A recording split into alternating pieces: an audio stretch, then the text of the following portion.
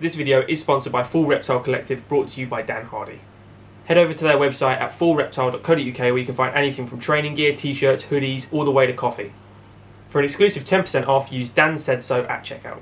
Make sure to also check out their YouTube channel for some of the best MMA content out there, bar my own. Let's get back to the video. It's a win. That's a win. before I was working with Dan, and before I was obviously doing his banners and all the stuff, all the history of everything, back when Twitter was first a thing, Yeah, I was following Dan quite a bit before I was obviously working with him. yeah. And it was only my mate that came around, and my mate was like, "Look who's following me back," and it hit me in the nuts because he wasn't a true MMA fan. As much as he'd come around for the event, he'd watch a bit. He knew who fighters were to a degree, like he knew who Chuck was, but he wasn't like a big fan. Yeah. And then he was like, "Yeah, look who's following me." And I was like, "Oh, fuck you." And I got proper jealous. And I started barraging down. I'm like, "Oi, why are you fucking following this idiot and you're not following me?" Like it made a difference. You know what I mean? Yeah. My missus asked me what the first event I went to in MMA was the other week when I was asking you about the sponsorship and stuff. And I had to think back. And my friend, I was staying at his house and his dad was the corner man or part of the team for Matt Thorpe. Oh, really? And I went to that event. That is why I follow Dan. Well, there you go. That's Dan nice. kicked his ass. Yeah, that's great. And I was like, I like him. Yeah, I'm sure he was talking about Matt Thorpe. That's how long I've been, 16 years or so I've been following Matt for Dan. So it was that's actually a good card as well. Yeah, man. Yeah, well, we were having a Martin conversation Campbell. about it. I always forget the amount of stuff we talk about on air and off air, because obviously the conversation we have on air is exactly the same as the conversation we have off air. It's just we record an hour and a half of it and there's like little bits and bobs. But after that, we'll have a brew or we'll have a sandwich or whatever, and we're still chatting. So the amount of times my cousin will ring and I'll be like, "Oh yeah, we're talking on the podcast." He's like, "No, you never. I've listened to it 3 times. You never said fucking such and such." I'm like, okay, maybe I mixed up. Yeah. Because I was looking back through all the cards of these sort of things, because I do obviously a lot of now collaborations online with a few guys, and they don't know Dan as a fighter. A lot of these guys, they only know him as an analyst, and that to me is mental. Yeah, crazy. And they've never seen, like I showed him, and he shared it the other day. I showed my mate Roy Markham's knockout. Yeah, and I literally can like imitate the entire fight. Yeah, it's just that those, I've got UFC 105 on my wall against Swick, which is my favorite fight of his. Because he cracked him in 30 seconds and finished like the whole fight when Swick was out. So it's those sort of things. Just that's why he needs to come on this fucking channel. And I'll have a word. I'll have a word. I think the thing that surprises me is obviously knowing Dan. He'll always say when he got up off the canvas from the Condit fight, it was a different Dan.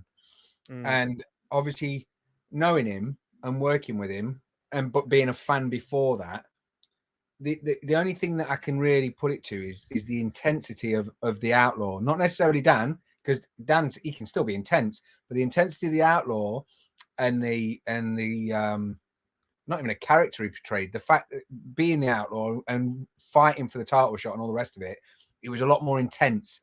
There was something about it, like you got the chills. When he knew he was fighting, you knew he was on the card. It was kind of this. It was an event. It was something to really look forward to, especially with him being 5 minutes up the road, local, obviously representing and just doing what he was doing. It was really exciting. And like you say, I know people that have never even seen him fight, and I'm like, bro, you've got half a story. Do you know what I mean? It's difficult to explain, but it's when you've lived it and you went through it organically. That my whole MMA knowledge is predominantly just because I remember stupid shit. So because your MMA knowledge is mental, like mate, it's kind of scary because it's one of them where it's a bit like Homer Simpson. If you remind me of something, if you remind me of a fight or an event, I can probably reel off bits and bobs. But it's because I was there, because I experienced it. If that makes sense, it wasn't because I went to it after the fact. Whereas a lot of people, unfortunately, they sort of have to go back and pick their way through events or even like organizations. So when you've got the WEC, you've got Bodog, you've got Strike Force, you've got all these things, Pride. The amount of ones that people, it's not even in their catalog. It's not even in their little archive. They've seen the Conor fights or the Ronda fights or the Brock fights. And it's cool, But dude, you missed some amazing, intense competitions just because you didn't get to the show in time, if that makes sense. Yeah, that's the thing I'm doing with all these guys that I'm now friends with that started. A lot of them are Connor era, sadly, which is it's cool. But then I mentioned like John Jones is on the prelims on 200, and they're like, what? Yeah, or 100, sorry, on 100 with Brock and Frank, mate. And it's that sort of era. Like even that's quite late for me. I started in 2005. Yeah. I know you're obviously from the origin, but I think about 96, 97.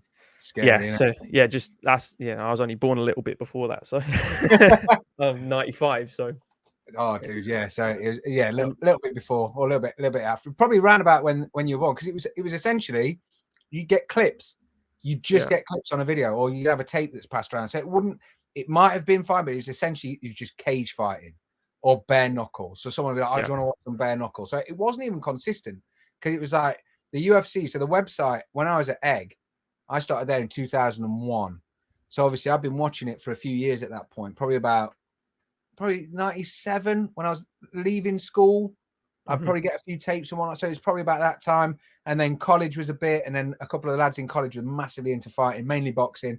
So whatever we could watch combat wise, we'd watch. But the website at work wasn't blocked because it was UFC.tv. Yeah. So for whatever reason, the guys hadn't blocked the UFC website. So there were a load of them that were, and obviously I could sit there day in, day out. But the events were like once every 2 or 3 months. It wasn't like you were. Yeah, it's not every week like now. Yeah, it's like chip paper now. Yeah, which is good. I love it. But obviously, it's back then. You got to sort of marinate in the juices of everything, because there was a bit more like a fight would have a bit more of an impact on a ranking, whereas because it's happening so quick now, like someone in the middleweight division can have an incredible performance that would probably deserve to put them on a higher ranking, but essentially they're lower down the tree because they weren't on a numbered card, if that makes sense. Do you know what I mean? Yeah. Whereas because there was less of a roster to pick from before, it was easier to sort of set your action figures out, if that makes sense, because you had a few favorites and you had a few guys holding up the show, but there wasn't as many as now, where like the other day, did we have 8 debuts? Yeah. 8. 7 or 8, yeah. It's amazing. And most of them won as well, which was good. That's it. And genuinely, I don't really care who's fighting.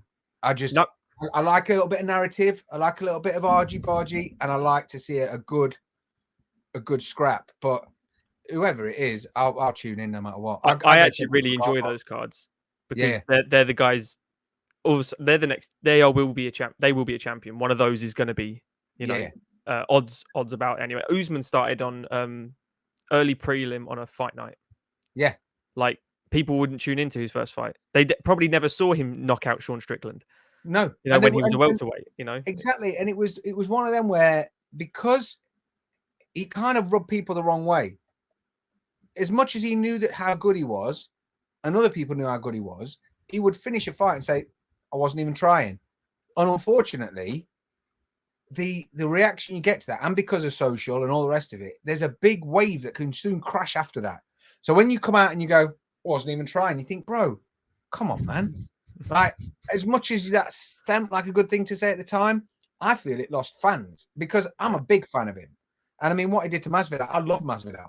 And to time that shot and to make a point like he did, same as he did with Colby, incredible. Yeah. But there was a little hump to get over. Do you know what I mean? It's a bit like the DC thing. He's easy to not like. And it's only because he wasn't Brock, or he wasn't Cain Velasquez, or he wasn't Stipe. Do you know what I mean? And essentially he wasn't John. And he sort of caused this rift with John, or John caused this rift, and they had this little bit of back and forth. But it was easy to sort of go to John because he was naturally the bad boy that was a bit flashier. Yeah. Do you know what I mean? It's similar to Izzy and Whitaker. Oh, I don't believe they dislike each other. I can't believe that. Who, Izzy and Whitaker? Yeah, they apparently don't like each other, and I can't believe it, because they're as much as Izzy's a crazy flamboyant, all the rest of it. He's a nice man. You can see he's a nice guy. And Robert is, I've never obviously met them, but there's no way he's not nice. If you've seen like videos of him, like he's been put into Skyrim as an add-on, like yeah, like he's in video games and he's chatting with like kids at events. Most fighters don't do that. Good people. No.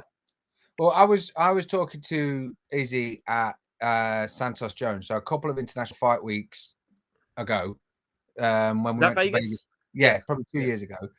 And literally, we were waiting to queue because they were doing the press conference, and Dan had snuck me in. So he'd got me to the backstage, and obviously I'm stood there, and I got fucking Dana White there with Joe, with DC, and they're all backstage, and could beat everyone. Literally everyone was there. I'm just like, your bum doing 50p, 20p. 50p, yeah, like a one fucking flying. But it was one of them that it was just insane. It didn't feel real. And I got talking to Izzy and his management, and it's just a family. But I think, and I was talking about this with Dan the other day, especially with I was talking about Aussies just being the most down-to-earth people in the world. So as much as there is a little bit of banter and a little bit of I think ultimately they completely respect each other. But the way I see it is that Whittaker is the older, bigger brother. He's been there, he's done that.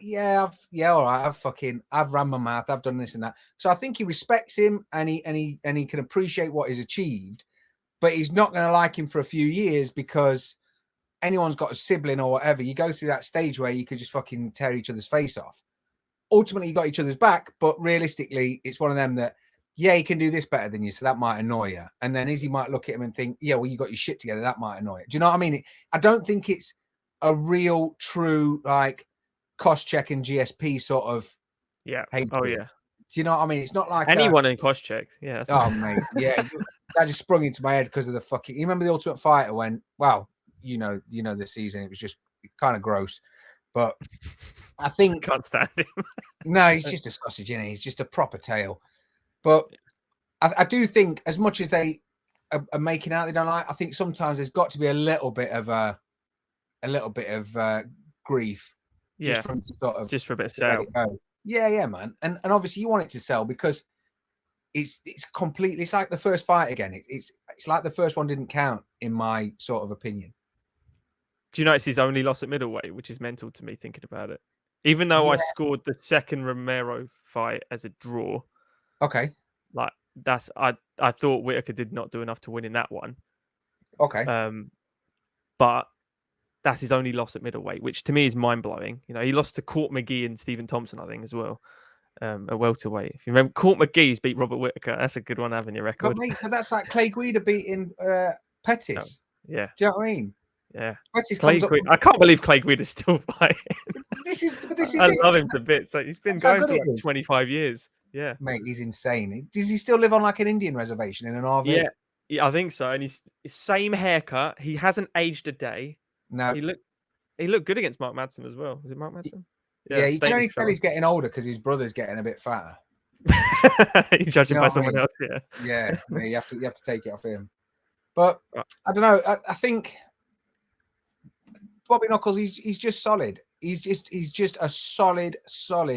Well, fundamentals, everything. He's strong. Like he's never really rushed into anything or sort of looked like he's not considering what he's doing before, has he?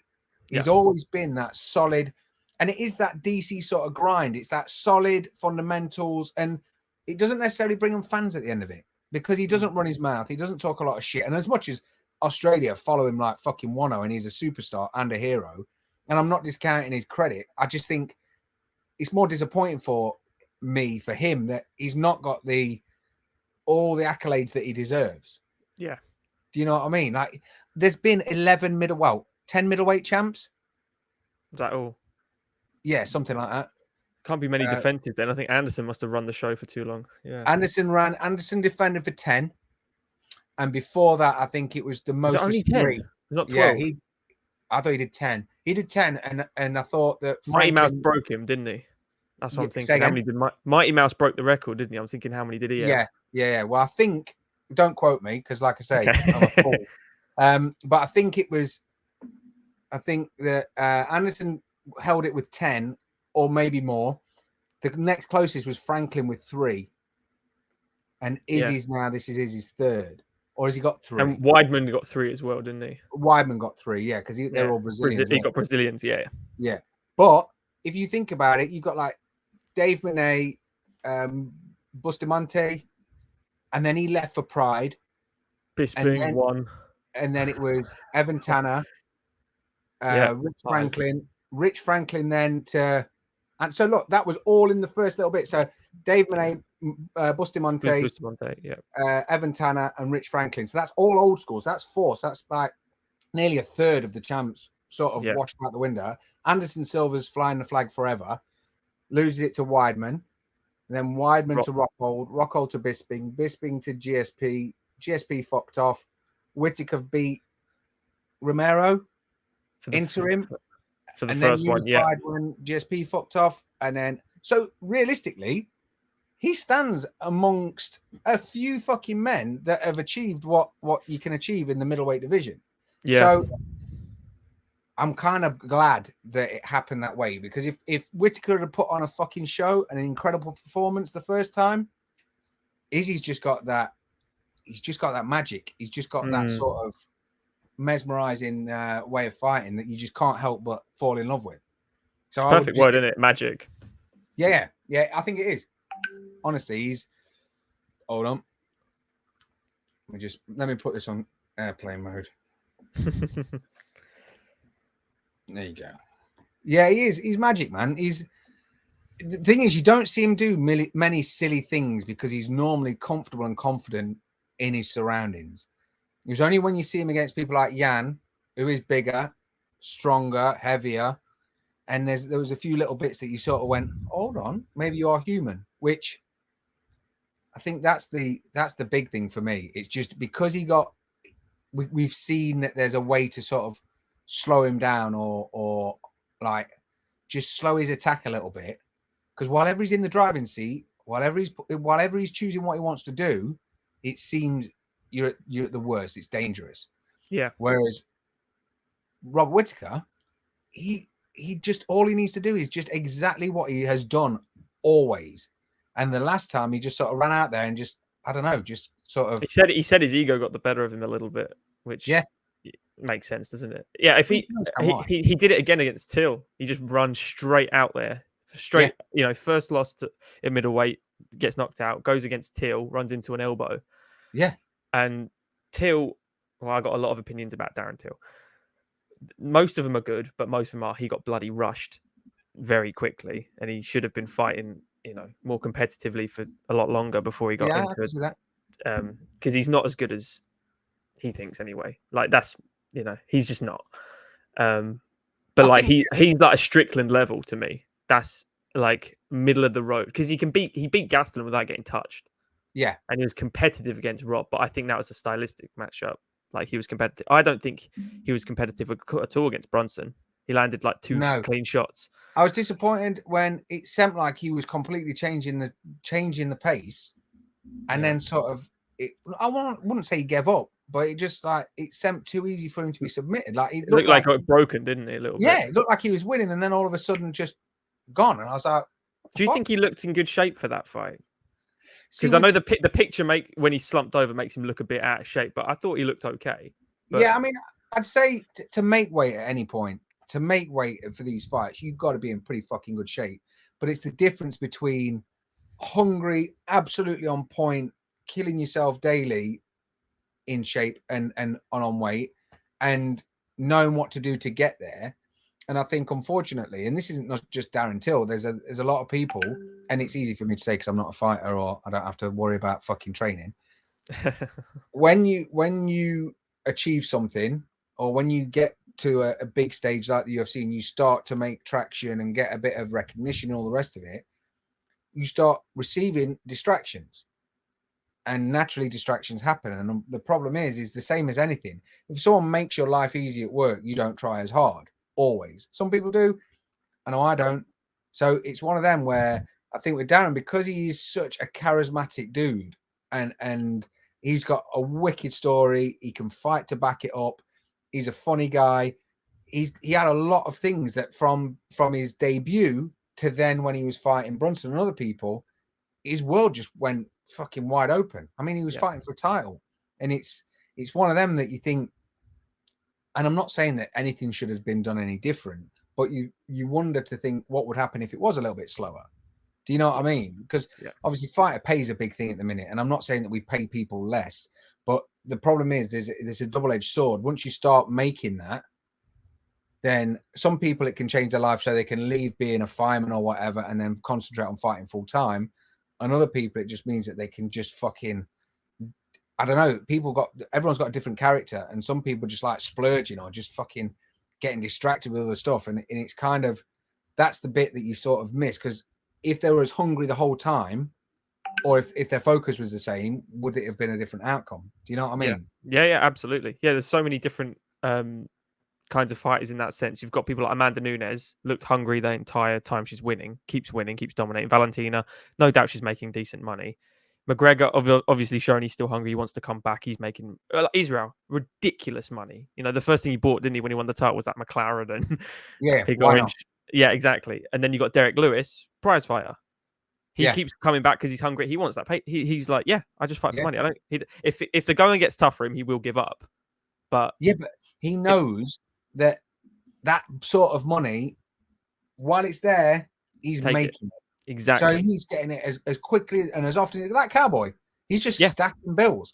And the thing is, you can respect it and admire it, because, I mean, I've been with Stace since 98, and I would be dead or in prison 1,000,000%. So even if I'd have won the lottery, I know that we'd still have some left because she would have taken care of it. Yeah. I would have been banned. I'm 40 and I would have been banned from spending my money. And that's cool, because I've proved in the past I buy stupid shit. And it's only because I'm being controlled by a better person than me. And I'm not saying that she says, well, you can't have this, you can't have it. It's not like I get pocket money. It's be sensible. Yeah, it's just fine tuning my fucking childhood. If I tilt that up, you can just see like my problem is mate. You know, it's just Star Wars, Lego, it's Marvel, it's everything. Same. Literally, all these shelves, it's mostly my stuff. It's mostly my Lego and shit. Yeah, hold my stuff for me. Hide it. That's it. I have to hide it into the kids' room. But it's easy to say, don't go out and be stupid, but it's the effects it has. It's like when I talked to Dan about the stories of him training and him sleeping on a gym floor and eating tins of tuna because that's all you can afford because you're living in a car. There is a natural shift, and it's always going to happen, because by getting there and showing your worth and showing up and fighting, you get to that point. But the problem is, it depends on your opponent. Where's your opponent at their sort of hunger level? Do you know what I mean? And Brunson sort of had that resurgence, and as much as he's making money and he's achieving and he's doing good stuff, he's now got a point to prove. And I think he could feel something in Till, that maybe Till missed that second session of the day, or maybe his head wasn't right. I can't say, because it felt like there was going to be more. I was surprised when it finished as quick as it did, if that makes sense. Yeah, I just don't like at the end. I know he didn't release it, but the gym did, that he had a compromised ACL or a partial tear.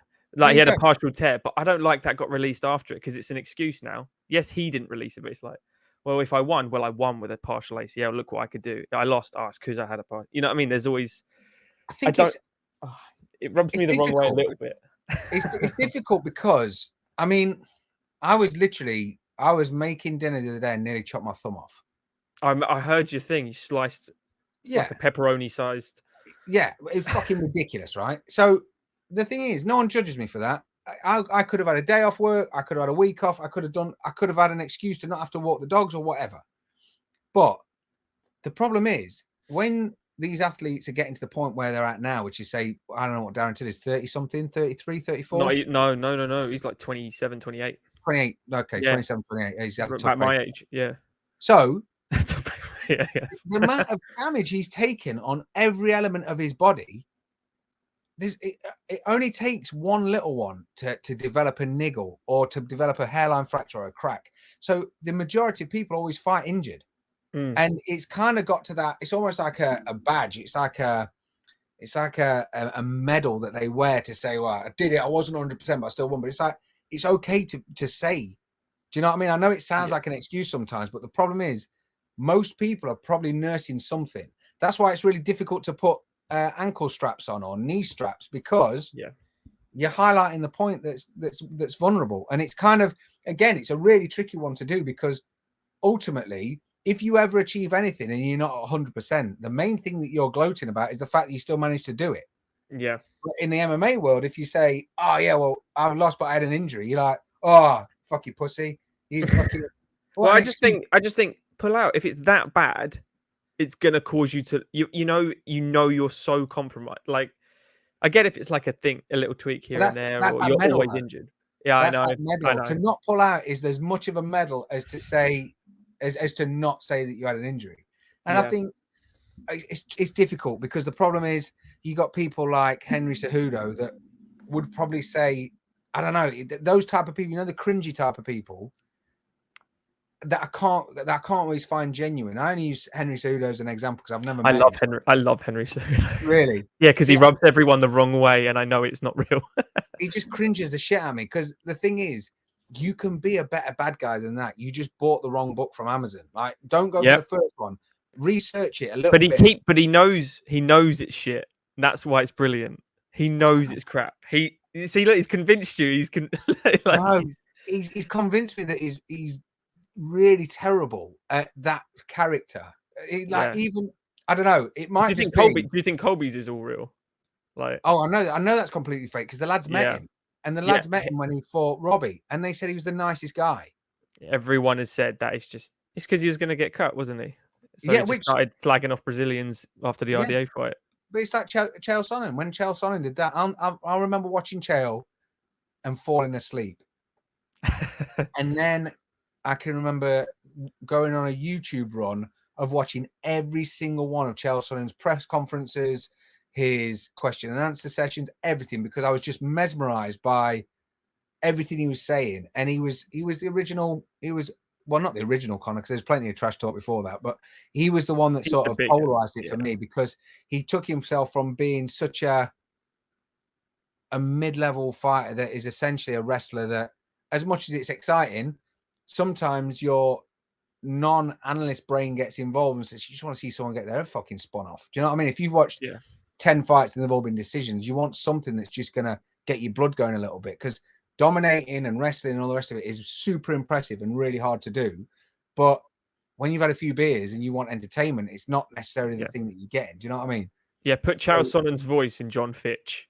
You would have the greatest fighter of all time. If John Fish if he had half just a little tablet of whatever Chael was taking, because he was. Could you imagine? He lost like one fight, I think, in the UFC, and they cut him. And they cut him. They were like, we can't wait to get rid of him. You know why they got rid of him? Was he outspoken or something?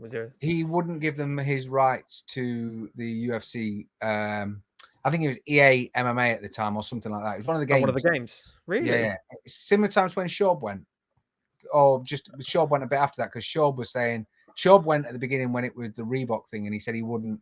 Yeah, he had a sponsorship conflict, didn't he? He was making no money if he took the Reebok deal.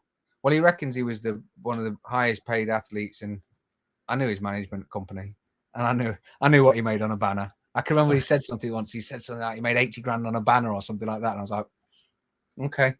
Actually, is that a good point? Because fighter pay is such a big deal. The money people would make on banners and on sponsorship on shorts and walking around with their drinks, whatever, t-shirts all week, is that such a damage right now to what they're getting? In what way? Are they worse off? So Dan said what did he make for the GSP fight? It's like 4. Yeah, something like it's in his book. I can't remember exactly. I think it was about 4. He lost money, didn't he, when he got home after paying everybody? Yeah, essentially. Yeah. Did he make money from the banners and the shorts? To the point where people are ranting and raving that Reebok and Venom are such a bad thing. Is that really a true case, or is it? I think it's really difficult, because there were some people. I mean, when I did UFC Knots, so UFC Fuel on Knots, which was Dan against Amir Sadala and Stipe against Stefan. His last one, yeah. So his last fight, I did 6 banners, 6 or 7. Who did you do? Stefan and Dan, DeMarcus Johnson, Andy Ogle, Jimmy Manoa. That's right, wasn't it? Was that Manoa's debut? Yeah, because it said Hoppy on his banner. One of his mates one of Jimmy Manuel's mates and say, "I'll give you a couple of grand if you stick my name on it." So I was sat literally the middle bit is that's the fucking grail. That's where you get awesome. Whatever you want or however it works, that's where it's going to go. And I said, "What do you want?" He said, "I just want the word hoppy." And I was like, "Sorry, do it again." And he's like, "Just the word hoppy." And I was like, "Have you got a font, a style? Do you want it with fucking chains, dragons, Times New Roman, anything you choose?" And I was like, "Really?" And the thing was, most of them had Fear the Fighter. Yeah. Then they had, I think there was Venom. Dan was on Venom, but there was a few that was like Fear the Fighter opposite Fear the Fighter on the banners. So there was a point at time where it started to get slightly diluted, and it was the UFC had started charging. I think it was 25 grand to have a contract to be able to put your banner on, to put your logo on the banner. So before they paid the fighters, they had to pay. So if I'm Full Reptile and I want to be seen on the UFC banners, as much as I've got to give, I don't know, Jimmy Warled a contract or a deal or a sponsorship or whatever it is, I also have to pay 25 grand to the UFC to secure. I might be wrong in the amount, but I know it was a lot because the people I was working with at one point got offered a slot on one banner and it was like 5 grand. And these people are losing their mind like, oh, it's the best deal you can get because it's not normally that cheap. But as you know yourself, that doesn't necessarily always convert straight into pounds. Like as much as people might show an interest, there was a lot of different sponsors as it sort of climbed that people could see that there was getting traction in the UFC. Because if you remember, like Mickey's Liquor, can you remember that when it was? Yeah, so that was a big sponsor. There was no Burger King, there was no Bud Light, there was none of this. It was like Mickey's Liquor and all these like underground sort of brands that essentially the UFC's foundation is laid on because they were all propped up. But I mean, sometimes you could get a banner that was worth, I don't know, 20, 30 grand. Okay. But then other people would do a banner where you'd end up with, I don't know, a load of t-shirts and some headphones. Gotcha. Do you know what I mean? It wasn't, it's tricky because you've got someone like Dan who's fought in the UFC 10 times. If he was to have his 11th fight, his pay scale on the UFC Reebok sort of deal isn't that healthy compared to what he's bringing to the table, if that makes sense. Yeah.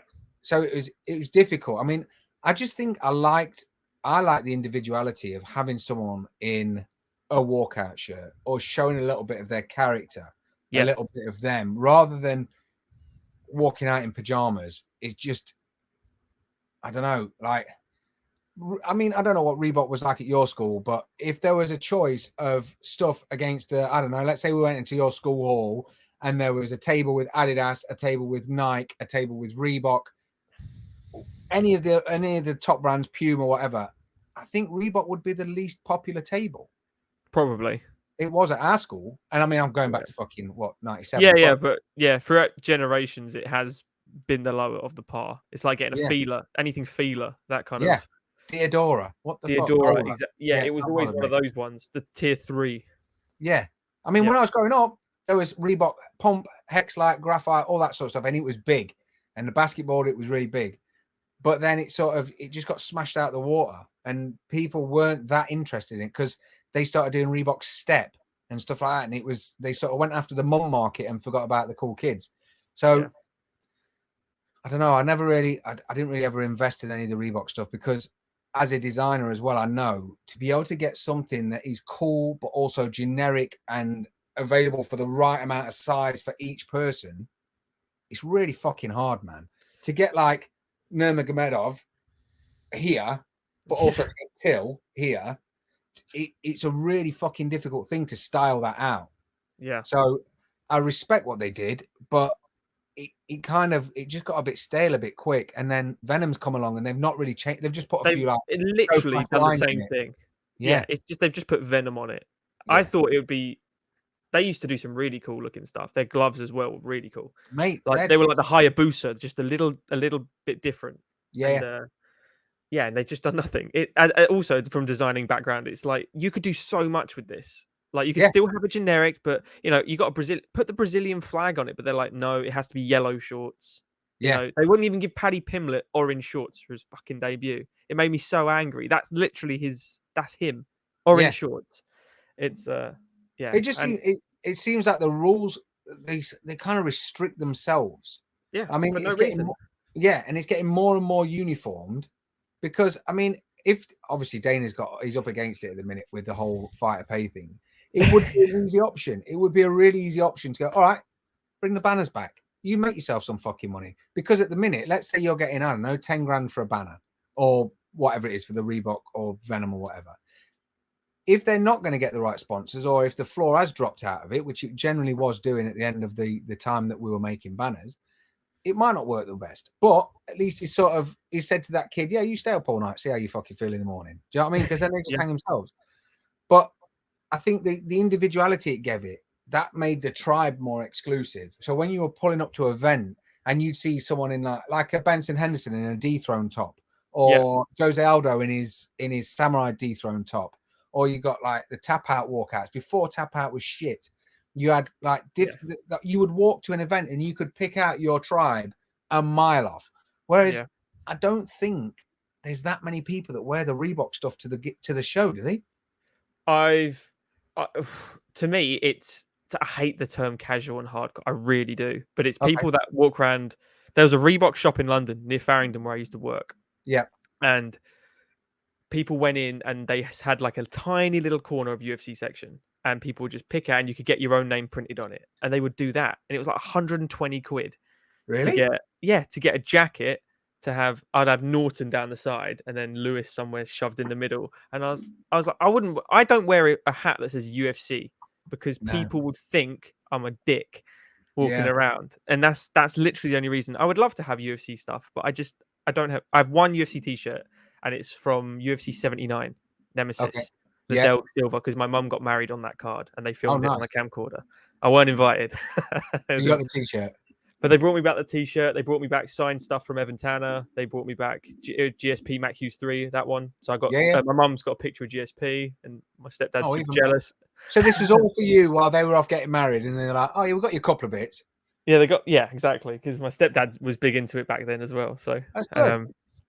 So that's the I don't think I could wear with my name on. I don't wear it. It's just there. I've just got it. I mean, I've got the UFC stuff. I've got stuff from the UFC 70 show. I've got the Dan Anderson and Rampage t-shirt because Stacey's cousin bought it me because we went on holiday. We were meant to go to that one as well. We missed it. But even with my own name on, I can wear full Reptile all day because it is part of a lifestyle. I look weird going out with like literally head to toe in the stuff. I'm literally covered. I've got socks. I'm wearing the socks, joggers. The socks were unbelievable. They're cool, right? I put them on. I was like, this ain't what this is. Did you see the logos appear across your foot as well? Honestly, I want to tell. This is why I asked you about the sponsorship because I literally opened the bag with my mate here, and we couldn't believe just the details on the cardboard packaging. This is like the detail you guys go into, and when I put it on, the Visionary logo pops up everywhere on the foot, and I was like, just like I feel like a girl like trying on a dress. It's just with the socks, like even these t-shirts, they're beast. Yeah, well, we did the socks. The sock guy was like this one's still unopened. But, there you go. It was your stack. We did the socks, and I met the sock guy probably 6 months. Sock guy. Mate, the guy's name's Rob, and to be fair, I don't share any of my contacts because I don't trust any fucker. But he is insane about socks. He is the fucking man. And genuinely, when I met him, it was at a trade show, and he had a pair of Five Guys socks on a stand. Yeah. And obviously, I love cooking. I'm obsessed with burgers. So I went straight over. I said, "Listen, I know it's not a shop. Can I buy them socks?" And he was like, "No, sorry, bro. You're the fifth person in this 10 minutes that's asked for them." I was like, "Okay, fair enough." Got talking to him, and it turns out he owns a sock company, and he is fucking absolutely like the Joe Rogan of socks. It sounds bonkers, but mate, he can build you the best sock in the world. So when I had them made, he made me the script and the visionary, and obviously with everything, I design it, I draw it, I make it, I take it to Dan's, and then we have a sit round, and everyone has a look. And Ollie was back from at the time, I think he was living in Japan. So I went out to speak to Ollie, and I went, socks are here, dude. And he was like, oh, sick. Took them off me, pulled them out the cardboard, shoved them on his feet, had a similar reaction. Awesome. Got the cardboard, didn't even look at it, screwed it up. Oh, and I still got the cardboard. Mate, I've got I can't throw it. I've got every cardboard from every socks I've ever opened. I've got every coffee bag. I've got every sticker, badge. Even if a sticker rips, it goes on the wall at work. So I've got a little shrine to the ones that never made it, or the fridge. You know what I mean? It's a weird anal thing, but because I drew it, they're like Pokemon cards now, aren't they? Yeah. Like these are my swaps. These are got your shinies. Yeah. So it's man. The socks are something I'm super pleased with. They come out really nice, but they don't say my name on them, which is just one of them things. Why not? Because no one's going to buy Owen Oxley socks, are they? They're going to walk like a pair of Melvins. No, you'd end up with a pair for free being sponsored. You just get No, I'll pay. Jesus. For a one-off, absolutely. A one-off sock. That's it. Get Owen on one, Oxley on the other. Yeah, mate. Yeah. Well, birthday. They probably just have Tourette's all over them or something. That might make them sell. Instead of the Visionary, it'll be like the Sausage Story. Yeah. Oh, yeah. No. Fucking hell. See, I remember this stuff. I listened to the pod. It's a good podcast. Your wall stacking up with all the collectibles now on that. Is it Dan's house you do the podcast? Yeah, so that's one of the that was my old office at Dan's. So we first started working. He got kicked out. Mate, he literally did the wall with the comics, and I showed up the next day and I was like, this is fucking amazing. And you know when someone's vision comes to life and they're saying, I'm thinking about doing this and this and this, and you're like, that sounds sick. And then before you know it, now, like you say, it's just kind of growing. Yeah. Every time I sit down, I turn around, there's a new transformer or figure or something, or I'm adding to it myself. Yeah. But it's really cool, man. It is it's obviously the best job in the world, but I just get to hang out with really good friends and make stuff and talk about it. That's why I'm pursuing this. I'm trying to make it eventually one day paid. I'm on the way to monetization this year, which is great. Then I will get paid for it, which is brilliant. So what's the goal overall? Yeah, to chat MMA for a living. That would be the absolute goal. And what are you doing? All I do in my background right now, all I have is combat sports on. Okay. 99% of the time, unless my missus is here watching Friends, it's I think we're friends. Yeah, exactly. He's not or Seinfeld or something in the background. It's as is the American Office. I think I've watched the American Office all the way through all 9 seasons about 15 times. Yeah, there's just those ones you can just regurgitate over and over. So mate, all day. Yeah, the end goal, just to chat it all day, every day. So have you got a bit of a group together? Did you say you were working with other? There's a couple. Yeah, there's a couple guys. There's that you kind of just when you just start. So I'm really bad on social media. I'm really bad. Trying to get better, but I just can't. And there's a really good page called the British MMA Scene, done by Mason Potter. Okay, you might have seen it. He opened the channel like 2 years ago. He's got nearly 8,000 followers and does really good stuff promoting, people from Cage Warriors or Brave or Golden Ticket, Battle Arena, anything like that. You've got people doing like the MMA Minutes. My mate Steve, who does 60-second TikToks on just a breakdown and gets, it's a different platform that I won't use. Yeah. And then there's no point in me starting an actual proper podcast like you guys do, for instance, because it can hurt a channel when you don't get that kind of views and impression rate for YouTube. Okay. So right now I'm sticking with what I like to do, which is like, imagine Dan Hardy's breakdown. Yeah. Screwed up, spat on, threw in the bin, and some idiots picked it up and gone, I could do this. Okay. And a super watered down 5 to 10 minute version. And they're the ones I'm doing at the moment, which are getting traction. But I've had to start obviously from zero. But I think it's good. I mean, any bits are good. And I mean, for me, as just a lifelong fan of this sport, I genuinely at work used to watch. I watched Vanderlei being interviewed in Portuguese, for 2 hours. Then I watched the Brazilian Tough in Portuguese.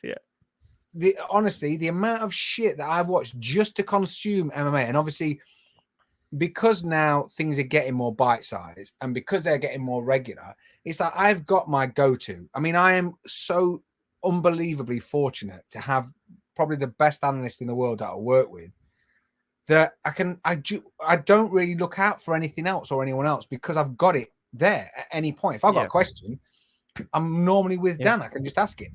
Exactly.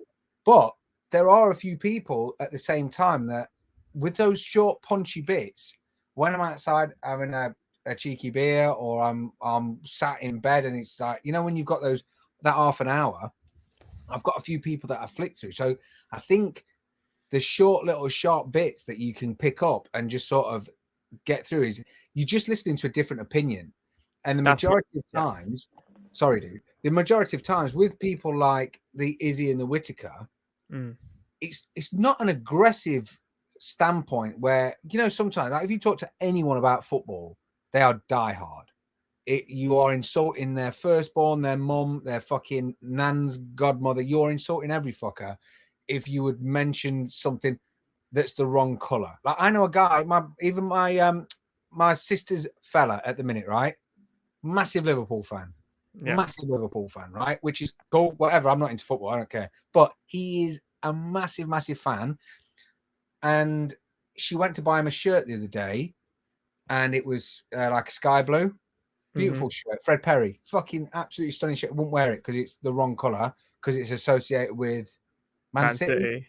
Yeah. How the fuck are you living your life like that, bro? How? You know what I mean?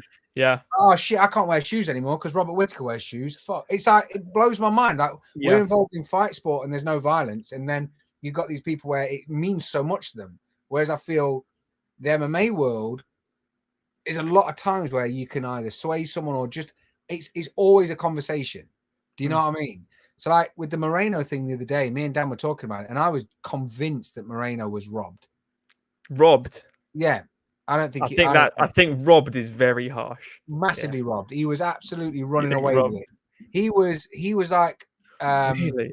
Yeah, man. But the problem is, it's like I said to Dan, I only watched it once.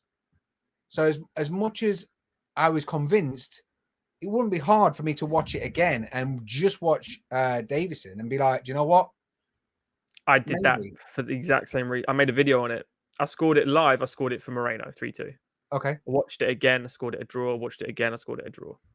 Yeah. You cannot give Moreno. I cannot give someone a round like the third round if he gets knocked down twice. Even though he's proper knockdowns. He got sat down once properly. Once.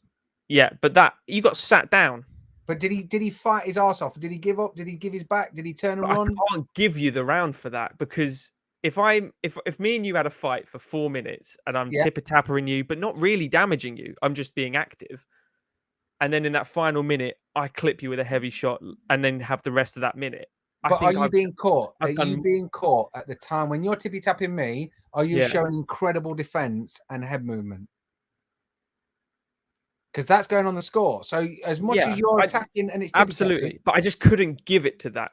I couldn't give it to Moreno as a definitive. He won that round because it also swayed me as well. So I scored that round. That is the draw round. That one is. Well, that makes sense then. But then again, I have no problem giving more fights draws. People are fucking even. They're really even. This is it. But I did think Moreno did more to win. I was shocked when I heard the result. That's all I'll say. When they were like, 47, 46 or what, 48, 47. Yeah. Three-way. I was like, oh, okay, Moreno's won. Yeah. But I'm more than willing to watch it again. And even when we had the podcast and someone put on there and they'll say, I get messages. And they'll say, like you've just said, yeah, but check this out. And it's never aggressive. It's not like, oi, dickhead. Yeah. You fuck that up. Why don't you? One in 10, I would say, is aggressive. If you go check my comments.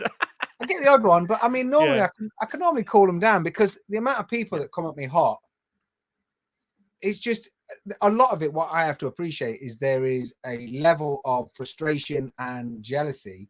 And I'm not saying that because of me. I'm saying that because of the fact I get to work with Dan. So even though as a guy that I worked with for years and years and years, we never really knew each other that well, but he was one of the other guys at work that would wear tap out or something before it was shit. So it was almost mentioned before it's shit every time. Without, dude, the amount of pictures of me and tap out. How many tap out shirts have you thrown away?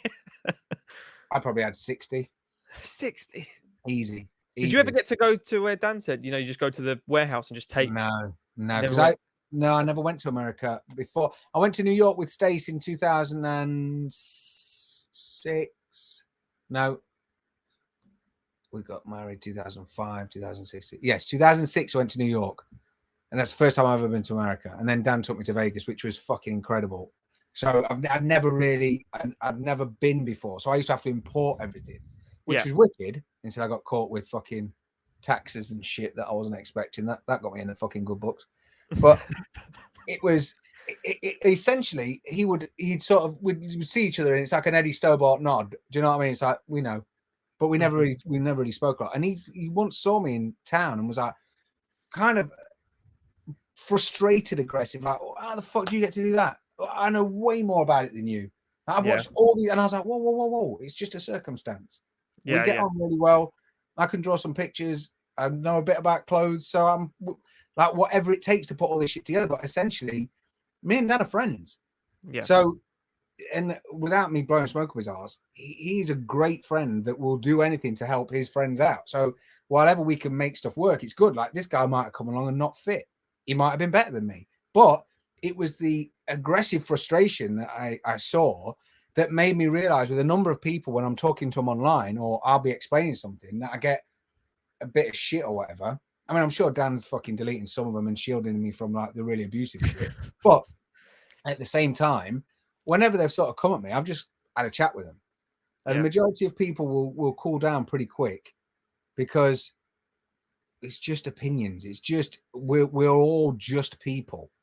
And I think the minute that they sort of make that realization, if someone comes at you hard and you go, all right, nice one, thanks for that, and you just talk to them normally, it takes a little bit of the venom out, it pulls the rug a little bit. And before you know it, they start going, oh, yeah, well, you're not that much of a cunt. It's like, well, okay. Yeah. Thanks. That's literally the point of my channel is it's always discussions. I want to chat. And I want to hear other people's opinions as well as my own. And the amount of times I've got stuff wrong. You should see my Amanda Nunes Juliana Pena video. I think I slag off Juliana Pena more times than I've slagged off anyone in my life. And then she bloody wins. And the amount of people that it was like the video did this for a long time in views. And then on fight week, it went like this, which was great. And then after the fight, it went like this. Because people return to the video to say, wrong. But that's wicked. I was like, dude, it's fine. I'm wrong. Yeah, but I quite like that. Yeah, I like that because I don't want to be right all the time. That's boring. Yeah, and you're not perfect.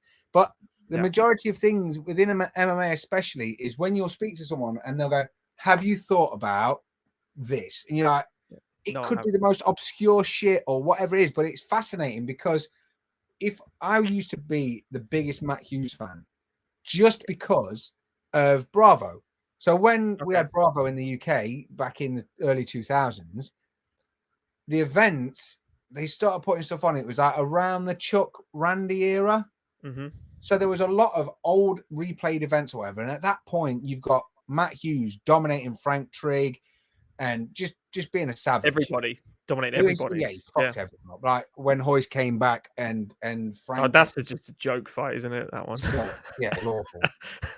But because you had that, I would just when I was watching, I'd kind of get like short of breath because I was invested in this guy. Because like when I'd come across him as this like new sport, it was that's the guy you're picking. Do you know what I mean? So like, and because he's defending, it was a weird thing. But you would start watching just that one person.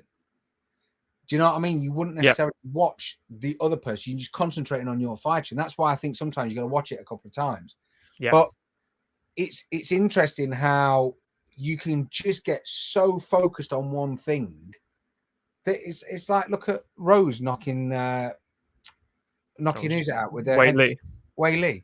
Yeah. Like as much as you know that's in Rose's arsenal, you know that she's had a loss. You know she's been beat up a bit. And you know Wei Lee's a fucking savage. So you kind of already shut that off. Yeah. Does that make sense? There's a lot of times that you over analyze or you will be too quick to judge. Think that's not going to happen. It's like Tai Tuivasa and Derek Lewis. Is that this weekend? That's one of the ones. There's 3 major fights I want to talk to you about, and that is one of them. You can start that one off. So with what you're going to say, yeah. Derek Lewis gets hit, and he doesn't really budge. He's got a pretty strong chin. Like his wrestling is looking way better. His cardio is looking way better. He's just a fucking brick wall. And Tai Tuivasa does get hit. And his experience on the main stage hasn't been as much as Derek's. And so to me, it's a no-brainer. It's a no-brainer that Derek Lewis is going to do it. But the problem is, I really like Tai Tuivasa, and he's been really fucking impressive. And he's been looking quick. So the thing with the MMA world is there's always that coin flip. And I kind of love that. That's what I'm all about, that puncher's chance. Yeah. So for me, that's why I don't bet. I can't bet. Because I've got too many justifications for each one each time. There's always oh yeah, well, if this happened or this happened. And I talk to myself. I'm driving to Dan's. It takes me an hour to get there. And I will have a full-on conversation with myself about what the fuck's going to happen in a single fight. Yeah. It'd be boring if I was an Uber driver. They'd be sick of it. Best Uber driver for me. Yeah, I had that as well. In my head, when it got announced, Derek Lewis tie, you think, okay, well, Derek has knocked out who? Derek has fought who? The biggest stage, everyone. He's two attempts at interim belt and an actual belt on DC, one Cyril. The only people to really dispatch of Derek in a crazy fashion is Cyril and is DC. Yeah. 2 for the major. DC just did one thing, and that's grab him, pin him, and strangle him. Same DC's as Rumble a Johnson. Pro wrestler. Do you know what I mean? People really underestimated DC. His accolades for wrestling. I mean, him to go into the Strike Force, when he went in the Strike Force Grand Prix and won in his little green shorts, and he slammed Josh Barnett over his head. He had no right. It's like a 6'6" guy. Yeah, five. He's like this, isn't he? Yeah. His neck's like here. Mate, fair play. Yeah. So DC and I mean that was just DC like saying, "Hold my beer, watch this." That was such a and Derek said he weren't ready for the fight as well. He said he wasn't ready for it. No, of course he wasn't. I don't think he would be now, even if DC came back. I think he's beat him now. DC looking chunky. Mate, but DC still got that wrestling. He still could take it. He could still ankle pick him, and he could still sub. I'm pretty convinced. Yeah. Whereas Ty does get hit. The only thing that questioned me is someone on my video wrote a real thing of going the leg kicks. He lands a lot of low leg kicks, a lot of calf kicks recently, Ty, and it could slow Derek down. And I was like, that is something I haven't actually thought of. But when he's throwing his legs, where are his hands? That was my response. Because as soon as you bring yourself into range, that's when Derek's going to pop. Yeah. And he doesn't pop one. What he did with Dalkus, literally, Dalkus did a leg kick. If you watch it, he goes for an inside leg. He sees his arm coming up, but his left hand is down. And he literally just gets pushed against the cage and slammed 3 times with his lunchbox. Yeah. And he's done. And that's it. That was the whole fight. And Derek didn't do anything before that. Yeah, and that's what it has to be. I mean, I think the problem is... I worry. With Derek, he seems like a proper sound bloke.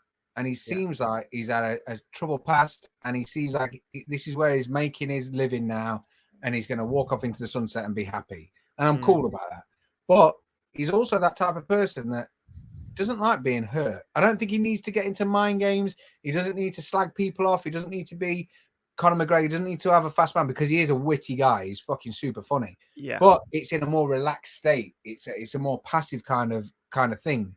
Whereas the problem is, it's like when you hurt him, he fucking reacts. Like, you know, when you're playing with your dogs, I know you obviously you've got your dogs like I've got mine. We play fight. And there's a point it gets to where I frustrate them and they will bite harder because they're like, fuck you, dude. And they don't do it with anyone else because they know they can with me, but I can torment or aggravate them to the point that just a little bit too far. And I think with Derek, when someone does catch him, like you can hit him, punch him, and I don't think he often feels it. But when it's joint manipulation, like being like low kicks on the knees, calves, stuff that ultimately impact him because he's such a big frame. Yeah. He reacts so much quicker to that because you're pissing him off now. Like, as much as, we're having a play, that's fucking too far. And essentially, Dorcas and other people like that have sort of got that reaction from Lewis. Yeah. Whereas someone like DC didn't give him a chance. He just schooled him in wrestling. Yeah. And Garn, I think, because of the DC thing with Lewis, it sort of made you think, right, do you know what? I don't want to be rushed. I don't want to be taken down quick. And Garn is just he's an absolute phenomenal athlete. Look at the size of him, the build of him. He's like Derek Lewis if he did nothing but train solid for fucking 10 years, and he just built him into that frame. Do you know what I mean? Yeah. So there's bits, because when Lewis comes out and starts throwing flying knees and crazy shit, I could have said a million things about Lewis, and I would never expected him to do that. But then again, with Ty, when he came out the other day and knocked out Hardy, it was just he was clipped, and Hardy's put a few people to sleep, and he was clipped, and he kept on going. So there's that, just that zombie state of Ty that I'm sort of interested in, to see what he can do against Lewis, when Lewis I think he's going to be very, very stoic. I think he's going to be quite chilled.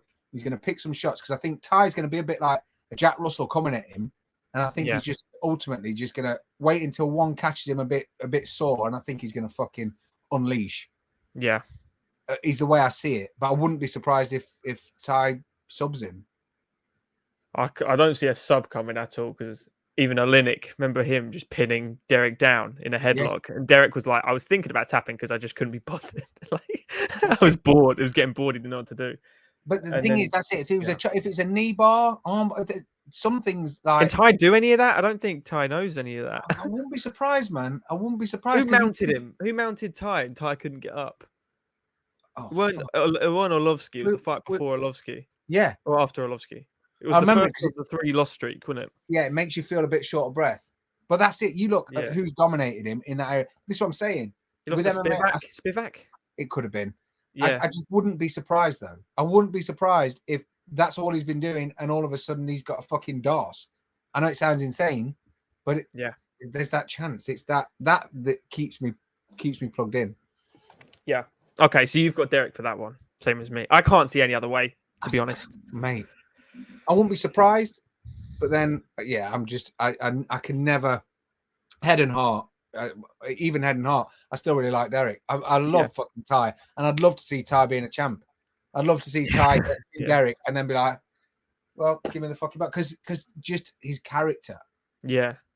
You imagine him as the heavyweight champ doing a shoey with the belt. Oh, why the fuck not?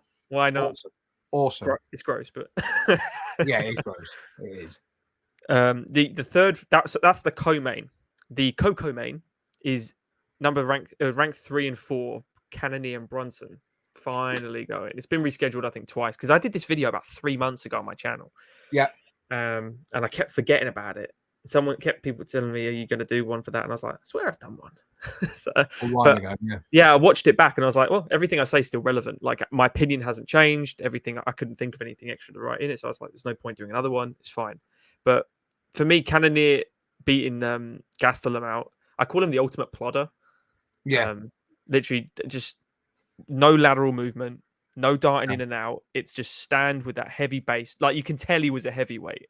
Yeah. The way he like sits on the front lead leg and just and absolutely plants his shots into it. Yeah. And Blonde Brunson is a scary difference now. With he's the resurgence since I think Israel might have been his last loss. Yeah, and he didn't even look like he wants to be in there. He looked it's almost a different Brunson. The Brunson that you see fighting now compared to I think the Brunson now would be embarrassed of that Brunson. Not that he's got anything to be embarrassed of, because he was I know what you mean. A megastar, but I think he was bamboozled. He was just absolutely mystified by this fucking guy, and unfortunately, he justified it by taking that and getting a beating. But I mean, Cannonier, he reminds me a bit of a doorman, just a huge, terrifying presence that doesn't really need to do anything a lot to shit you up, but he's just marching you down the whole time, even though he's not moving. He's got that will that he's imposed on you, as if to say, "Don't fuck with me." And it kind of works. It works with most people. But the problem is when you've got someone that's fearless, and Blonde Brunson is kind of fearless now, because he's making waves. And when you look at who he's beaten recently, it is that resurgence. It is that he's got a little bit more energy behind him. And I was talking to Dan about this the other day. When you see people that sort of, they go flying into the atmosphere with their performances, kind of get distracted a bit, but then sort of struggle across that top. Whereas he's had that, he's got there, he's been to the big show, but then he's dropped and lost a few, and then had this resurgence. But This time, the resurgence isn't taking him on the same stratosphere to get back to where he was. It's a new path, and it's focused, and it's like a lot of fighters now are getting to the point they know that this is finite. It's not going to last forever. Mm-hmm. So what do? Do you have a few big paydays, get out and be like Frank Trigg's a ref now? What the fuck? Ref. In the UFC now. He's reffing in the UFC. I love it. Bruce Buffer introduced him the other day, and I was literally watching it, and I was making a brew, and the iPad was on the side on the breakfast bar. And I was making a brew, and I looked at him, and I thought, looks like Frank Trigg. Carried on making my tea, and I was like, I fucking is. What? What's Frank Trigg doing in there? He's all about nut shots. But fair play to him, man. But it's kind of worrying when these guys have. That's one of Dana's very favorite fights in the world. Very favorite. Him against Matt Hughes too, I think, where they both take a nut shot and Matt marches over and subs him. Yeah. And Frank Trigg's having to work paycheck to paycheck, get his fucking get his ref in there. But or he might just be doing it as a hobby. I don't know. It's I'm assuming. But he was on the Jim Norton's and Matt Serra's UFC podcast. Yeah. He was on that a couple years back, saying that he's done like 1,000 fights at like a low level at that point. That was a couple years ago.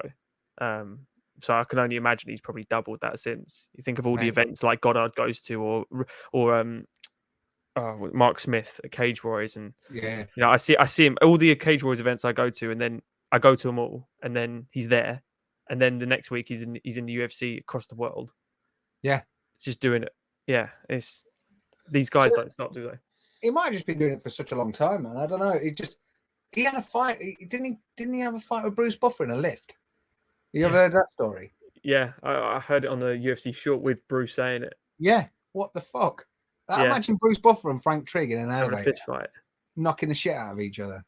Fucking brilliant. But fair play. Yeah. So who are you? Sorry, go back to Brunson. Who are you picking on Brunson and Cannonier? So I don't see him. Brunson's game plan since Kevin Holland, Shabazi, and Till, all strikers, all lengthy, rangy strikers, all suited to a fall from Brunson, or almost. He's got such superior wrestling. It's almost always bet on the grappler. Goes back to UFC 1, striker v grappler. I'm going to go grappler. It's evidence. I don't see him holding Cannonier down like he did Till.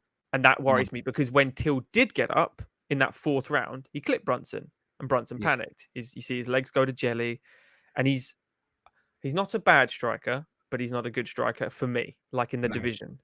Cannonier is a decent level striker, but he's got power, which the middleweights don't really have. And and that's the difference. All his losses are he's got. I think I've got it up now. He's 14-5, and I'm pretty sure 4 of the losses aren't at middleweight. No, like they're at light heavyweight and heavyweight. So Brunson is 23-7 now. The reach is actually in favor of Cannonier, even though he's shorter, only by half an inch, but it's still. About to say, you wait till they weigh in, he's going to be fucking taller than him, I bet you. Yeah, they always are, aren't they? Leg reach. I like the leg reach stats, even though they mean nothing to me. Unless you're Wonder Boy, it doesn't matter. Yeah, and if you're doing the splits and flying at me like Chun Li, it don't make a difference. I just see Cannonier, the ultimate sprawler here. Yeah, if he can defend a takedown and make Brunson question himself, I think it's just going to be an easy win for Cannonier. Because if Brunson can't get his wrestling game going, what else is there? He's not going to outstrike him to me. Obviously, he could land. Yeah. It's MMA. But my maths going in my head right now is if it was just a straight kickboxing fight, who would win? All my money would win Cannonier every day. Yeah. It's just, can he defend the wrestling? I think it's going to be. I think Brunson has to make it really dirty against the cage, get in his face. But that's not his game. And that's why it worries me a little bit. He's more clean wrestling, just a standard takedown, pass the guard, hold him in a certain position, and then just try and go for a choke, or just Matt Hughes him, stay in half guard, and just I can't see Brunson dominating him like he's dominated others, because Cannonier, he just doesn't feel like the same weight class. He's fucking huge. Yeah. And how he makes middleweight, mate. And the problem is, the fight will start on its feet. Yep. And the fight will start on his feet when he's fresh and he's dry. And it's one of them, man. I think that first round is going to be absolutely crucial, because Brunson can put a good pace on you. Yeah. And the thing is, when someone is that big and they're naturally a heavyweight, and you've got Brunson that is just fucking chewing at you constantly, and even if he's not getting them, if he's doing it enough to put you off balance so that you're not being able to fire back, you're just solid defending, which is essentially Brunson's way. It's relentless, isn't it? It just doesn't stop. Yeah. There's a chance that you could fatigue him. But the problem is with Cannonier and with Brunson doing that, Brunson's still going to tire himself a bit, and Cannonier's power is devastating. So as much as I don't think there's as many keys to victory for Brunson, I think there are still some. There's still something there, but I think the problem is with Cannonier, it's just kind of terrifying. With that power that he's got, what's his takedown defense saying? It's not been bad. Huge. Where is it? Grappling, takedown defense is 62%. 62% across his whole career, though, as well. Remember, yeah. So obviously his middleweight has not been as. Not many people have actually tried to take him down recently. No. So, the thing I like about it though is what you said there about fatiguing. If you watch like the end of round 3 against Gastelum, Jared is fatiguing. Yeah, because it's such an intense, high output fight. Yeah. So, but this is 3 rounds. That's why I like Jared. If this was over 5, I would give actually the later rounds to Derek in his style. Yes. Because he can rest. He can lay on them. Yeah, I can see that. But because it's 3, my money is with Jared. Yeah, I mean, I just see like a big shot, and it's not even. I don't even think it's going to look like it's set up. I just think it's going to come out of nowhere, and it's going to be I think he's going to probably clip him with a right hook or something, because at the minute Brunson has got massive confidence, and rightly so. He's looked incredible the last few fights. Yeah, but the problem is, Cannonier is kind of stoic, and he doesn't move and bounce about. So the problem is, whenever he is planted, Brunson can do the whole jump in and out. He only has to catch one, and it just changes everything. And I can just see, because Cannonier is he's just slow and doesn't really, and not slow in a bad way. He's just waiting for you to do something. Movement's slow, isn't it? His hands aren't, but his movement is. Exactly. Yeah, because it's almost, when you see, I don't know, I've been to kids' parties before, and I've been stood there, and this one kid's just fucking running around like a maniac, and you're kind of trying to weigh him up the whole time they're doing it. I mean, they'll run up to you and smack you in the nuts, but you can normally figure it out before they get close. Do you know what I mean? And I think because Cannonier is such I wouldn't say overbearing, but he's a big fucking stature. Do you know what I mean? He just kind of looks over this whole thing, and because he's built like a Dorito, he just essentially he can just avoid and sort of clip when he needs to. And I'm excited to see it. I mean, that's 3 fights, the top 3 that I'm very much looking forward to. So I will be avoiding the internet from midnight Saturday. I won't look at my phone until. You like me now? You stopped watching them live and you watch them in the morning. I've never watched them live. I can't do it, man. I can't do it. I used to. This year is the first time I've stopped doing it live. Mate, it just writes me off for the week. I'm fucked. And the thing is, having 2 kids, dogs that need walking, all that sort of stuff. If I stayed up, I stay up on a Friday and I play PlayStation with my friends, so I don't go to sleep till 3 o'clock, 4 o'clock. So I can't really do it on a Saturday night as well, because I'd be killed or divorced or both. So I get up, I don't look at anything. If I've got notifications on my phone, I get Stays to clear them, put my phone away. And then they'll go to bed about 10:30, and I'll sit down then, and I'll start watching about 10:30, and I normally get to bed about 3 o'clock, 2 o'clock. But I don't want to know anything. Even if someone texts me, no one dares text me anything. Even if it's, have you seen the fights? Because I will look into every element of that text. It could be, what a fight. Did you see this? Yeah. If it's got 3 question marks, I'm like, why are you saying that? Yeah. Is something good happen? Something bad happen? And I'm a fucking idiot. So I can't talk to anyone about any of it until I've watched it. Yeah. So I messaged everyone, I think, on a card last year. And then the one friend that I haven't spoken to in like half a year randomly messaged me because he saw it pop up on his social. He doesn't follow MMA and goes, did you see Chris Weidman broke his leg? And I hadn't watched it. And I was like, I literally just snapped my glasses, walked out the room in a fucking anger. Yeah. Mate, I was like, great, fantastic. So. Yeah, and that's not even the main. I mean, I've had it. I did. I don't want to know about a prelim. Nothing. Yeah, I'm a anything. fan of combat sports, not a main event. Well, I had the difference.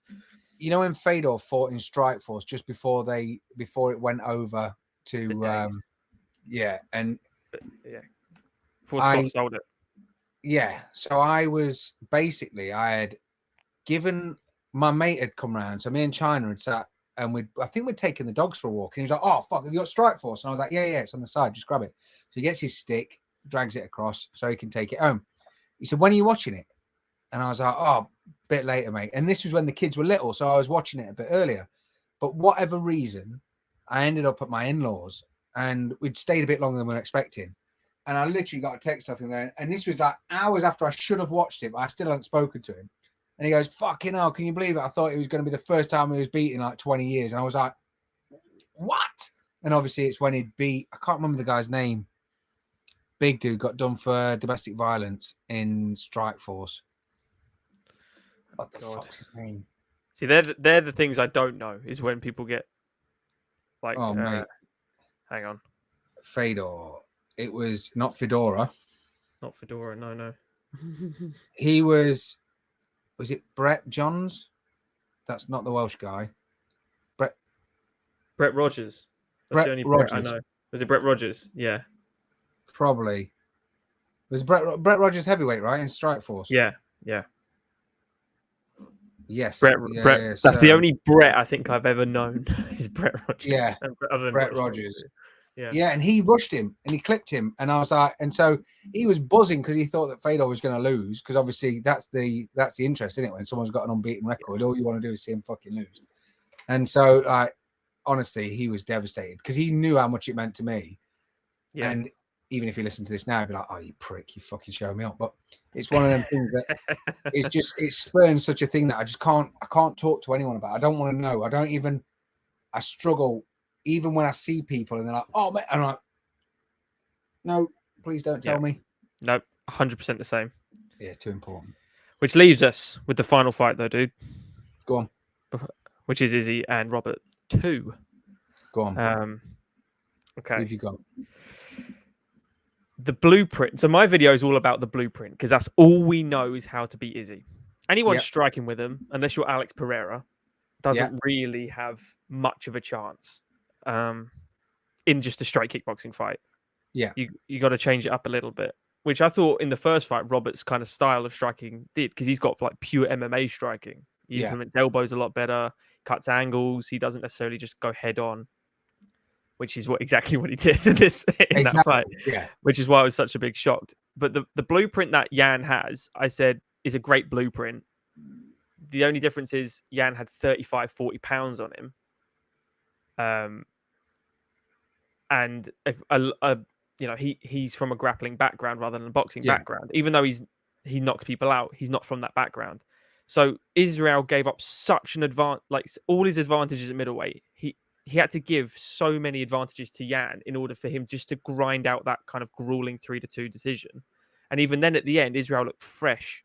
He was just frustrated on the ground. He wasn't damaged. He wasn't getting hurt. I know he got mounted at one stage, but no damage was inflicted. It was just he couldn't get him off. It was more frustration, lack of experience to me. I don't see in any way Robert doing the exact same blueprint as Jan, because he's not Jan. Yeah. He's a lot smaller. There's a 6.5-inch reach deficit. The power, I would actually argue, is with Israel, after just in his techniques. The skill set in the striking is definitely with Israel. But what Robert has is the MMA base and the fact he can make it dirty. He's been there and done it with Romero. Yeah. When Romero was a scary, his head was made of concrete. Twice. Yeah. Exactly. There you go. He's gone 10 rounds with Yoel Romero in prime Romero, I would say, because he's probably on every Mexican supplement in the world. Yeah. It's so difficult to pick because it's a head and heart one. I like both guys, but I adore Robert Whittaker. Yeah. I love him to bits, and I don't want to see him lose again. And I want to pick him so badly, but it's a head and heart. But when you saw Rob get knocked out, that's different seeing Rob lose to him losing a decision. I just think, for me, Rob can take so much away from the loss. Whereas I don't think that Izzy really benefited for the next fight from the first one. Does that make sense? Yep. So it's like Izzy did the driving test and they changed all the rules for his next test. So even though he's done one, it's different rule set for the next one. Whereas Rob's taken his driving test, learned everything he needs to know, and nothing's changed. It's still the same, but there's a crack in there. And the crack is that there's an opening. And the problem is for me, because I think that Rob kind of rushed it and he kind of, I know he'll say it himself, and me and Dan have spoke about it. The fact that Rob was the champ and everyone's celebrating Izzy. He's not getting the credit that he deserves. He's fucking had enough. He's sick of it. He's the middleweight champ, and he's the middleweight champ after Anderson Silva has been the king. You've had Weidman being an absolute fucking superstar. Rockhold was the poster boy. And then, so now Rob's in line. Obviously, GSP, I know, but Rob's in line to be... And Bisping. Yeah. He had a go, didn't he? He defended against Dan. Big Dan Hendo. Yeah, well, if you want to talk about rewatching fights, watch that one again. But fair enough. He won that one. I mean, to be fair, I applauded when he beat Luke. I stood up and clapped, man. I was so fucking. I bet 50 quid on Bisping. 13 to 1. Man. Oh fucking hell! Me and my mate screamed. So that was when I was living at home with my mum. Woke her up, lovely. Yeah. What are you doing? I'm buying you some Ferrero Rocher, man. I'm treating you now. Just made myself a few quid. Yeah. But there was so much due to Robert Whittaker, and he was just fucking passed by it. And the problem is, when he's already got one foot out the door, he's already fucked off. He's already not into it, and this guy's already taken everything he deserves, in his opinion. And this is only my opinion of what his opinion could be. There's so much that is different this time. So Rob's put a string together. He's looked good doing it, as much as Till caught him, but he still beat the shit out of him and he still won.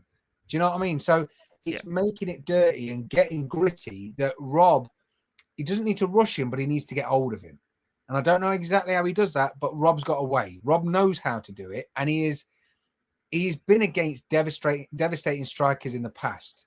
He's been against super precise strikers. I mean, look at when Vettori has gone 5 rounds with Izzy.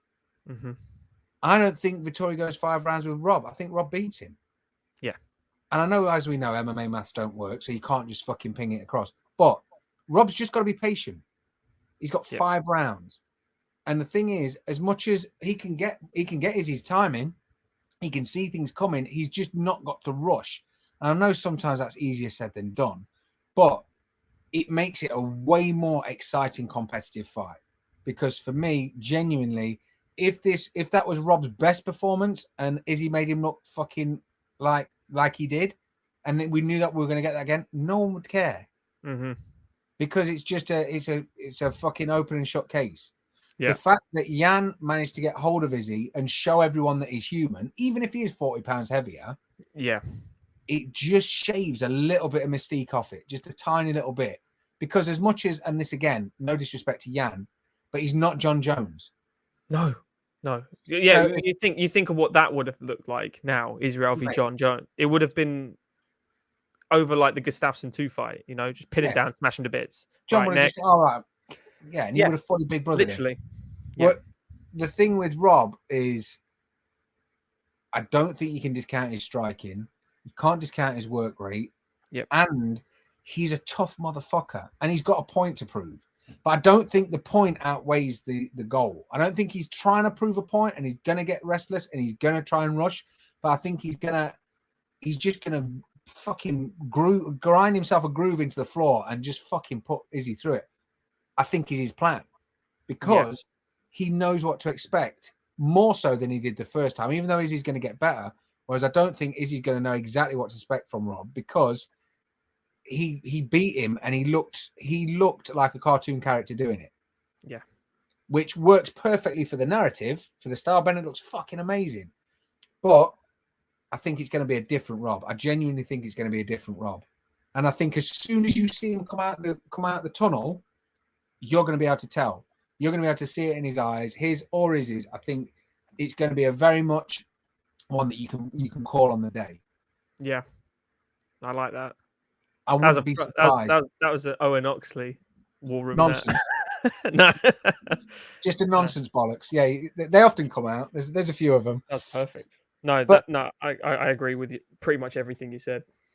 It's got me interested. It's got me really interested because look, if Bobby Knuckles wins, right, and gets back on his throne and makes a point of saying, yeah, it's a hiccup, this is where I should have always fucking been, right? That makes an interesting fight for whoever, whatever, up the road. Mm-hmm. We've then got Izzy against, is it Pereira? What's his name? Oh, Alex Pereira, if he starts winning a few. Yeah, down the line. To start winning a few for me. Fucking get him in there. You think he's only got 4 fights, isn't he? Don't care. You don't care. You think that Izzy don't want to fight him? Izzy's got and you know then, and you know there's not going to be any grappling. Oh, exactly. And it's not like anyone's going to get damaged. They've had enough fights between them. They're grown men. For Pereira to be at cage size, if Izzy loses, and this is, don't get me wrong, I fucking love Izzy. He's a really nice bloke. I really, really like him. But the narrative for me, if it is a loss, and he gets called out, then he gets to look at that, getting that loss back.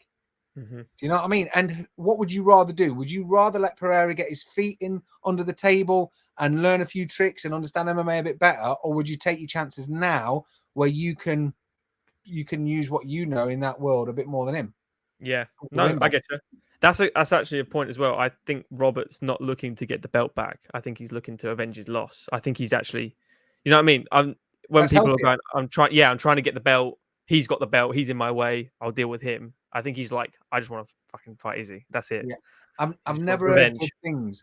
I've never heard good things from champions about wanting to hold belts or fight for a belt. I've never ever heard. Yeah. All I've ever heard is, yeah, it was weighing me down. Didn't like it. Glad it's gone. Yeah, a lot of people have said that, haven't they? Yeah, and I can see it. I can understand it. I mean, my big thing, I go karting every now and again, or whenever I go kart, because of my frame as a grown adult man to be the size of like a 15-year-old girl.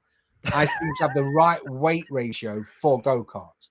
Yeah. So I always seem to perform. I mean, I'm a bit ruthless when it comes to driving. And I suppose that put with being a big twat and a big kid helps me win go-karting. But I don't often go-kart now because I get too anxious about doing it because I want to win now because I'm unbeaten. So with my entire family, I'm unbeaten. So that's why I probably don't go because it weighs too heavy around my neck. Does that make sense? I get you.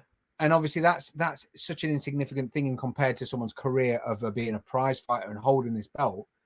I think it's nice to have, and it's nice to have experienced, but it doesn't define you, especially when you see someone like Orlovsky. I mean, what Orlovsky did, especially the Tim Silver trilogy against Buentello, against, who's the other guy that died? Oh, man. There's Paul Buentello that he clipped with a right hook and he collapsed on him. And there was a guy. Yeah, because that was the 15-second one, wasn't it? Yeah. And the other guy, Justin Elias. Oh, okay. Yeah. Yeah. I think he broke his ankle on him or something. But, like, he's still fighting. I think he's my age or like a year older than me. Imagine being at school with Orlovsky and he's in year 10 and I'm in year 9. That just doesn't look like it fits, does it? Yeah. He's still going. Like a year older than me. And, like, he's not had the belt for God knows how long. He's been to 3 other organizations and still not recaptured the belt. But you still see him as the fucking champ. He's still the boy. Yeah. Do you know what I mean? He's still exciting. So it's interesting you say that Rob's not going for the belt. I kind of like that. Yeah, me too. He's just making a point. It's a head and heart for me. I've put my money on Rob, like not actual money, my mystical imaginary money that I don't want to bet. I pretend that's where it would go if I had it. Yeah, exactly. I'm gonna go with Rob because I like him too much, but it's gonna be a big uphill. So heart saying Rob, head saying Izzy. But yeah. I go with the gut. Go with the gut. Yeah. Saying Rob gut tells me straight away, Cannonier, Lewis, Izzy. Okay. But I like being wrong, man. I like being wrong. I'm not. There's no fighter essentially that I'm invested in these days. That like when Dan fought, it was hard. It was hard because he's a friend. When Stefan fought, it was really hard because he's a friend. So there's no one now that I'd just love to see great fights. And like I say, I've met Izzy, I've met Rob, I've met a few of these guys. So it's kind of hard to know that one of them's going to lose, but I know that they both know that's a chance, and they're both going in there knowing that that's an option, and they're both cool with that. Mm-hmm. So I don't have to worry about their feelings about them losing because they already know that's a chance, and that's what makes them fight twice as hard, and that's what makes it entertaining. And the thing is, the other side of the hill just makes it so much more exciting for what's gonna come, because I mean, he's just a solid dude. It's hard to get past the fact that he puts in such solid work. Yeah. Do you know what I mean? Yeah. I'm fucking questioning myself now. I don't know. That's just do quick picks, and then there's no questioning yourself, is there? Once you analyze it, I never can. Perfect, though, dude. No, that's really great. I do appreciate you coming on for the length you have. No, anytime, man. It's always nice